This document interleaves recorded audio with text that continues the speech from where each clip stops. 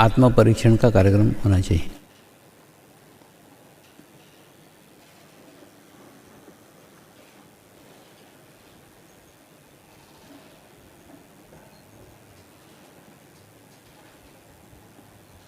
आत्म परीक्षण का कार्यक्रम होना चाहिए।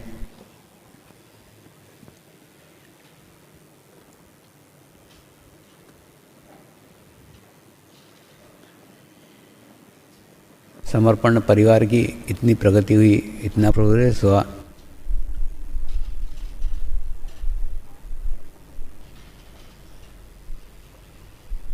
एक आश्रम से कई आश्रम हुए।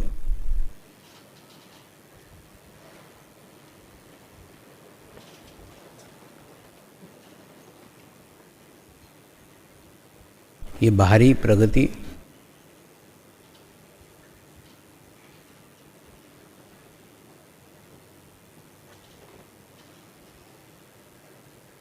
उस भीतरी प्रगति की छाया है।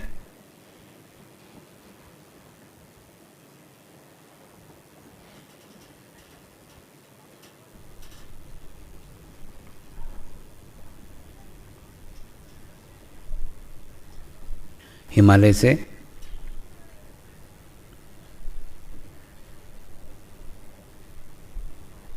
गुरुओं ने एक प्रतिनिधि के रूप में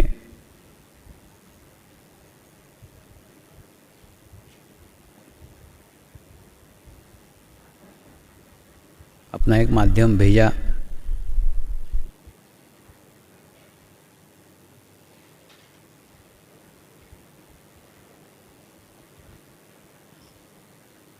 उस माध्यम के माध्यम से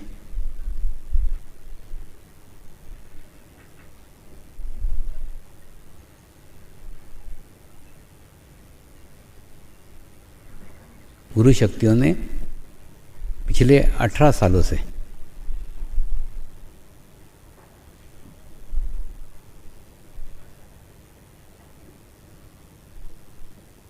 जन जागरण का कार्य किया।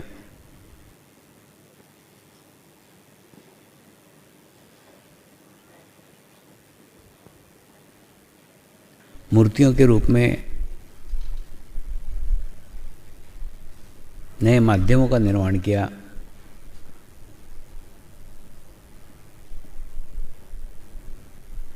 और पुस्तकों के रूप में अपना परिचय दिया।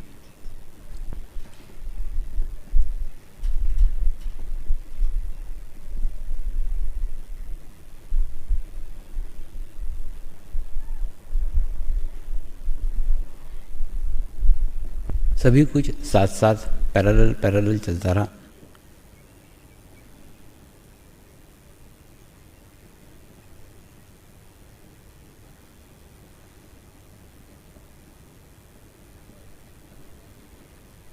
आज हम उस मुकाम में पहुंच गए हैं।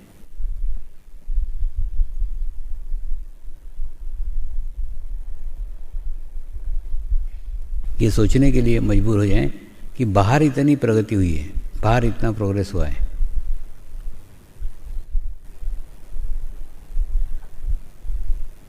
तो भीतर ही प्रोग्रेस हुआ ही है।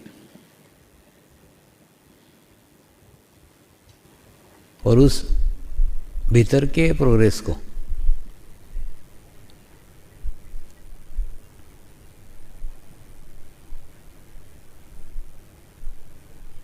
महसूस करने के लिए, उस भीतर के प्रोग्रेस को अनुभव करने के लिए हमको भी भीतर जाने की आवश्यकता है। लेकिन हम तब तक भीतर नहीं जा सकते जब तक भीतर पहुंचा हुआ कोई गुरु, कोई मार्गदर्शक, कोई पथ प्रदर्शक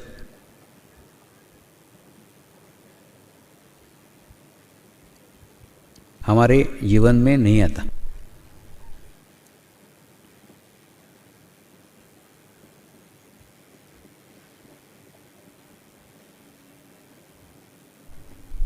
और वो आने के ऊपर ही भीतर जाना संभव हो पाता है।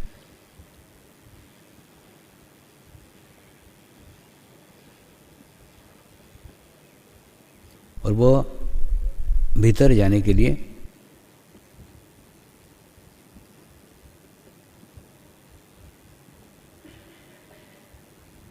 उस व्यक्ति का संस्कार प्राप्त करना होता है, सानिध्य प्राप्त करना होता है।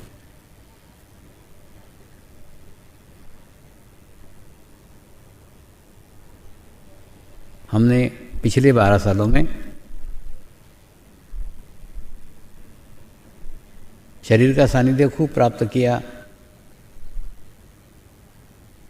खूब प्रवचन सुने, खूब ध्यान किए, लेकिन जो घटना घटित हो जाना चाहिए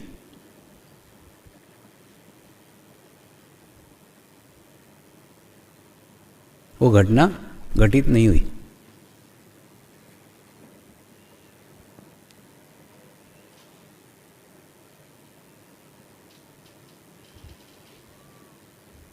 अभी हाल ही में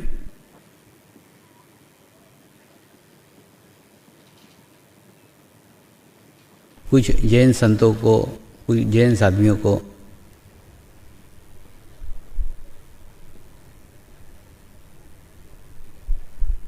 सेवा देने की दृष्टि से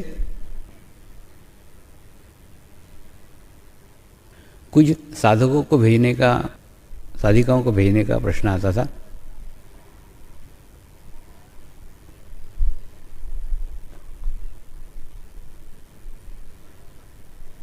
तो जैन साधु एक ही रिक्वेस्ट करते थे, जो शाकाहारी हो, शुद्ध शाकाहारी हो, उन्हीं को हमारे पास भेजो।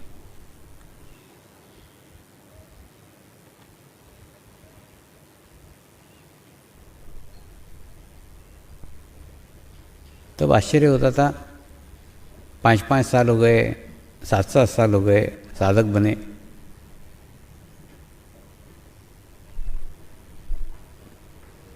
फिर भी मांसाहार नहीं छूटा है।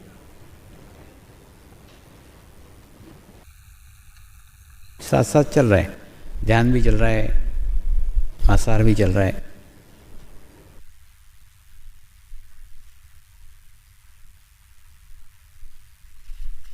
यही सब देख करके मुझे महसूस हुआ कि जो संस्कार होना चाहिए, जो घटना घटित होनी चाहिए संस्कार की,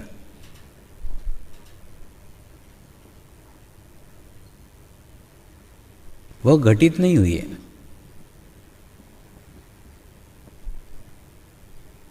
शरीर को अच्छा लग रहा है इसलिए हम जुड़े हुए हैं,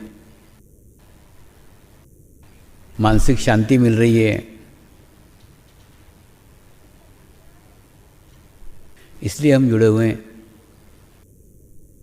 कुछ आर्थिक प्रगति भी हो रही है इसलिए हम जुड़े हुए हैं।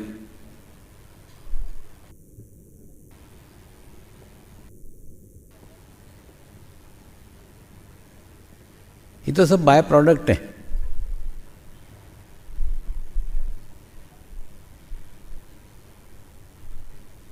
ये ऐसे ही प्राप्त हो जाता है। इसके लिए प्रयास की आवश्यकता नहीं है, इसके लिए प्रयत्न की आवश्यकता नहीं।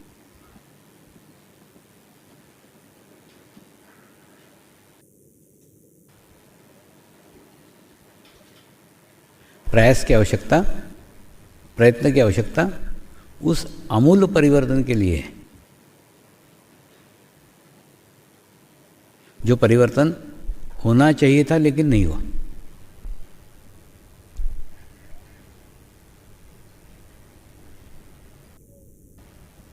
मोक्ष का स्थिति हमको जीवन काल में मिलना चाहिए था लेकिन नहीं मिली।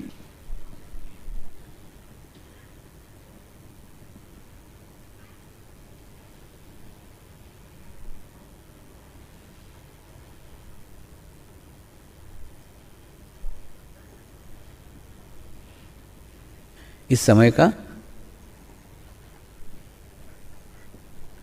सबसे बड़ा दोष है संभ्रांत स्थिति, एक भ्रम का वातावरण।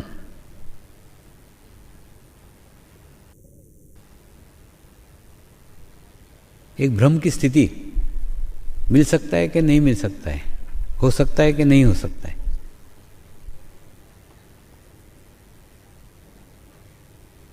कोई भी कार्य, ये कार्य हो सकता है कि नहीं हो सकता है।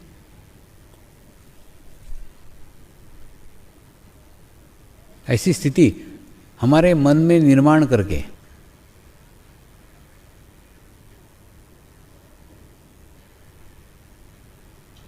हमें अस्थिर बनाते हैं, और जब अस्थिर बनाते हैं तो हम ही हमारी ऊर्जा का उपयोग एकाग्रता के साथ नहीं कर सकते।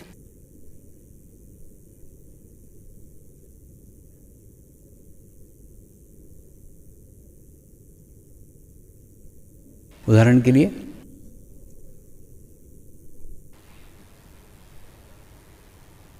बार बार मोक्ष की स्थिति की बात करता हूं।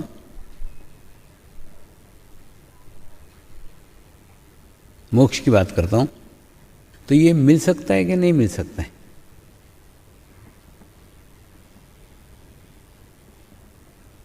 ये हो सकता है कि नहीं हो सकता है?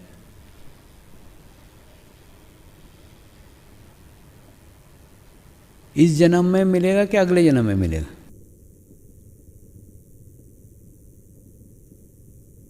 ये संभ्रांत की स्थिति, ये भ्रम की स्थिति हमको कुछ भी करने नहीं देती। न मिल सकता है मानने देती, न मिल सकता है मानने देती।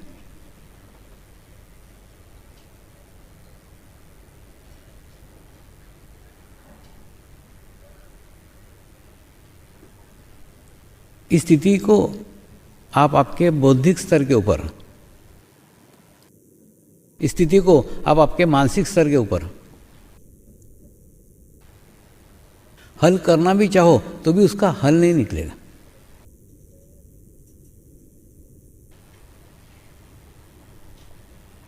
क्योंकि हम आधे अच्छे हैं और आधे बुरे हैं। हमारे अच्छे विचार, अच्छे संस्कार हमको पूरा बुरा नहीं होने देगा, और हमारे बुरे विचार और बुरे संस्कार हमको पूर्ण अच्छा नहीं होने देगा। तो कोई भी नतीजा नहीं निकलेगा, कोई भी निर्णय नहीं निकलेगा, और समय बीतता चला जा रहा है।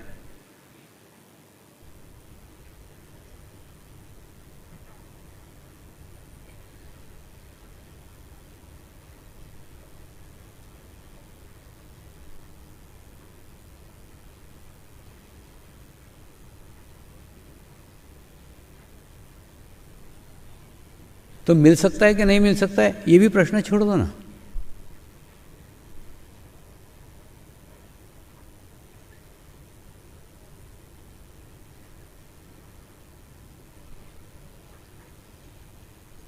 मोक्ष की स्थिति मिले या न मिले, ये भी विषय छोड़ दो। तो फिर मिल सकता है नहीं मिल सकता है, वो भी विषय समाप्त हो जाएगा।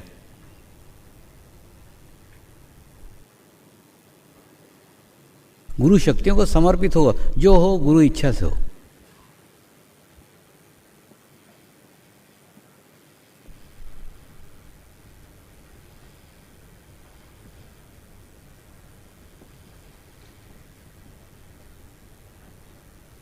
और गुरु इच्छा सबको ले जाने की है, किसी को छोड़ के जाने की नहीं।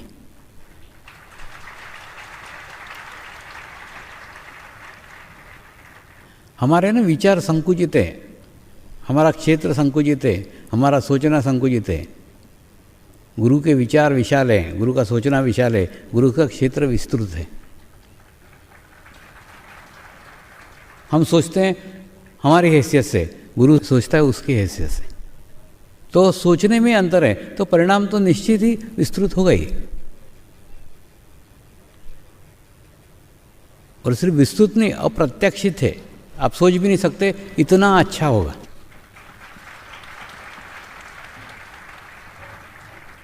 और हम तो इतने कंजूस है, इतना अच्छा सोचते भी नहीं है। सोचना भी ऐसा छोटा है, छोटा। अपने को नहीं सोचते आता ना अच्छा, तो समर्पित हो जाओ। वो गुरु को सोचने ना, उस सारा ठेका उसी को दे दो, वही सोचेगा।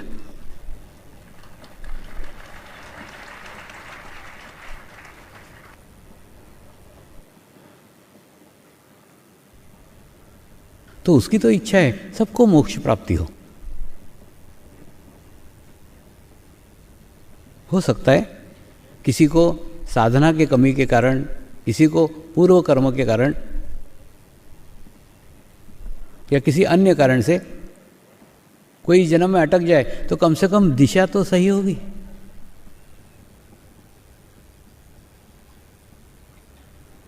इस जीवन का जब अंत होगा तो एक सही दिशा में मुंह होगा, एक दिशा की ओर संकेत होगा। तो कहीं से कहीं तक कोई नुकसान नहीं है।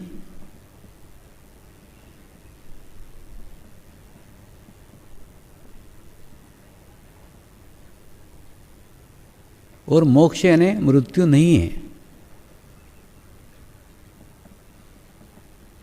मोक्ष अलग है और मृत्यु अलग है।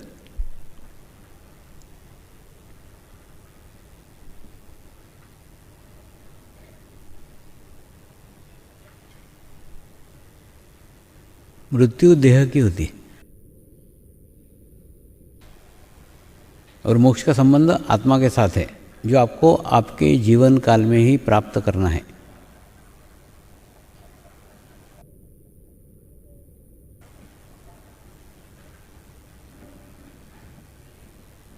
अब मोक्ष अपने जीवन काल में ही प्राप्त करने का मार्ग कौन सा है, रास्ता कौन सा है?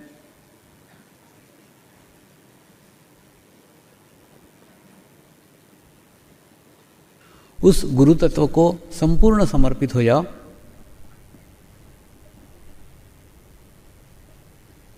जो गुरु तत्व भीतर का मार्ग बताता है, भीतर का रास्ता बताता है।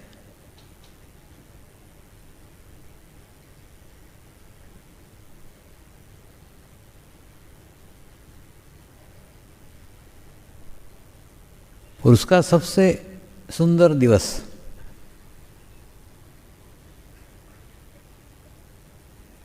गुरु पूर्णिमा है।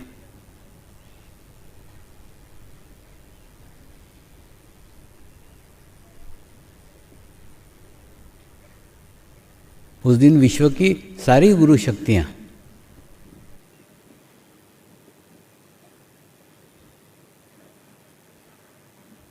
विद्यमान रहती है, पास रहती है, करीब रहती है।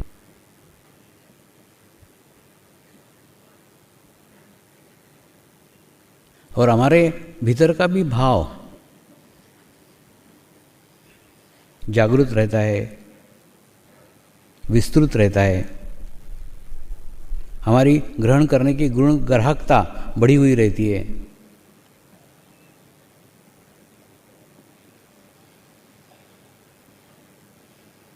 ये सब दोनों घटनाएं करीब करीब रहती है, पास पास रहती है। इसलिए उस दिन किया गया एक छोटा सा प्रयास आपको इस पार से उस पार पहुंचा सकता है।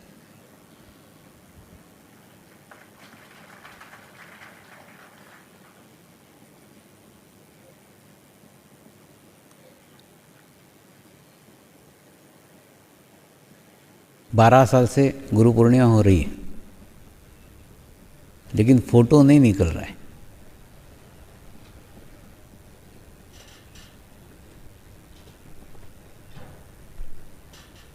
फोटो नहीं निकल रहा है। जो घटना घटित होना चाहिए, एक दिन में इस पार से उस पार हो जाओगे, एक दिन में।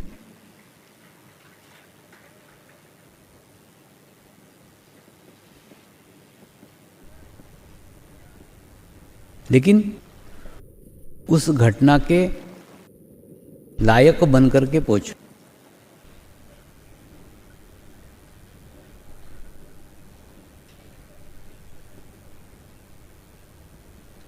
गुरु मंत्र खूब शक्तिशाली है, उसके पीछे गुरुओं की साक्षात शक्तियां कार्यरत है।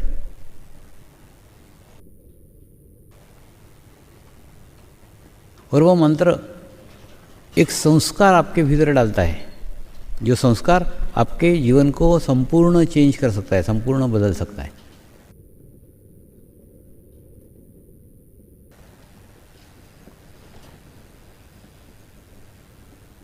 समय कम है और साधना को भी समय कम है।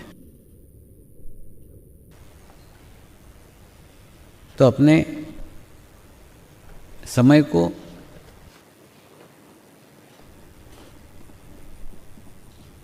सदुपयोग करके एक लक्ष्य निर्धारित करो ना कि इस गुरु पूर्णिमा में मुझे आत्मा बन करके प्रवेश करना है, और दूसरे के शरीर में नहीं, अपने ही शरीर में। नहीं तो किसके अंदर जाके बैठोगे और आओगे। तुम ना आसान रास्ते बड़े जल्दी से निकाल देते।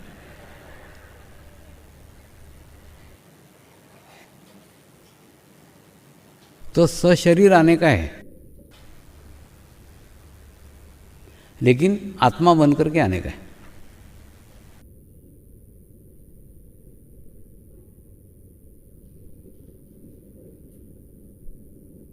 जैसा रहता है कि नहीं, परीक्षा एक ही दिन की रहती है, लेकिन हमको साल भर तक उसकी अभ्यास करना पड़ता है, सतत प्रैक्टिस करना पड़ती है, तब जाके उस दिन हम परीक्षा में पास हो पाते। तो इस बार की गुरु पूर्णिमा को परीक्षा जैसे ही समझो ना, मोक्ष प्राप्ति का पेपर देने का है उस दिन।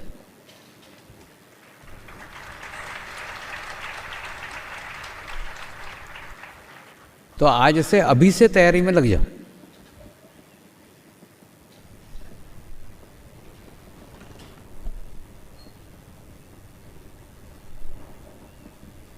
एक तो सतत सुबह अभ्यास करो कि मैं एक पवित्र आत्मा हूं, मैं एक शुद्ध आत्मा हूं, इसका अभ्यास करो।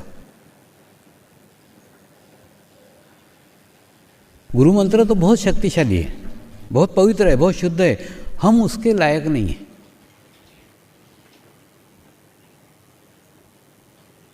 होता ना, जैसे एक पाइप को एक पाइप से फिट करते हैं, लेकिन जो फिट करने वाला पार्ट रहता है उसके थ्रेड दोनों ओर मिलने चाहिए तो ही उसका फिटिंग होता है, नहीं तो नहीं होता।